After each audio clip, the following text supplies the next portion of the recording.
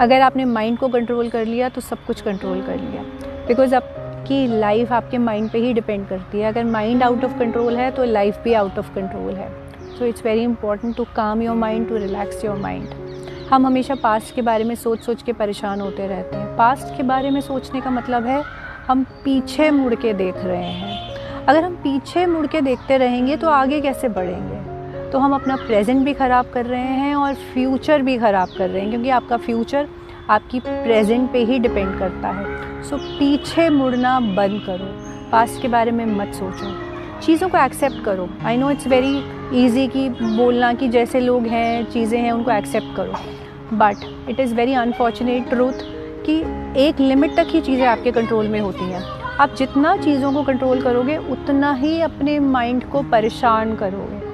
जितना आप कर सकते हो उतना करो, मैं उसके लिए आपको मना नहीं कर रही। आप करो, जितनी चीज़ों को आप कंट्रोल करने की कोशिश कर सकते हो, जितना चीज़ों को चेंज करने की कोशिश करते हो, पर उसके बाद एक्सेप्टेंस ले आओ कि नहीं ठीक है, मैं इतना ही कर सकता था, जितना मेरे हाथ में था मैंने कर दिया, नाउ आई सरेंडर। जिस दिन आप ये बात बोल दोगे उस दिन आप अपने आप नेचर को ये फोर्स कर रहे हो कि नेचर चीज़ें आपके फेवर में कर दे। बिकॉज जिस दिन आप ये बोलते हो कि मैंने सरेंडर कर दिया, चीज़ें आपके फेवर में होनी शुरू हो जाती हैं।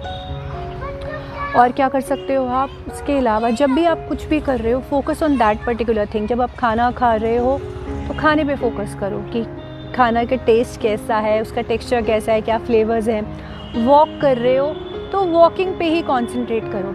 इससे आप माइंड को ट्रेन कर रहे हो अपना फोकस बढ़ाने में। माइंड आपका अपने आप काम रहना शुरू हो जाएगा। कहीं भी आप बैठते हो, लेट्स से आप एक चेयर पे बैठे हो, आपके सामने कुछ ऑब्जेक्ट्स हैं, उनको ऑब्ज़र्व करो।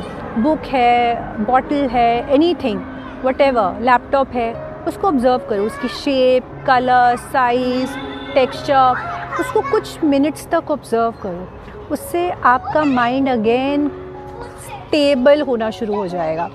बहुत ओवरथिंकिंग करते हो तो अपना नॉन डोमिनेंट हैंड यूज़ करो, तो टेम्परली आपका माइंड वहाँ से डाइवर्ट हो जाएगा, तो आपकी ओवरथिंकिंग अपने आप स्टॉप हो जाएगी। और हम जब बहुत परेशान होते हैं उसका पीछे सबसे बड़ा रीज़न होता है हमारे अनप्रोसेस्ड इमोशंस।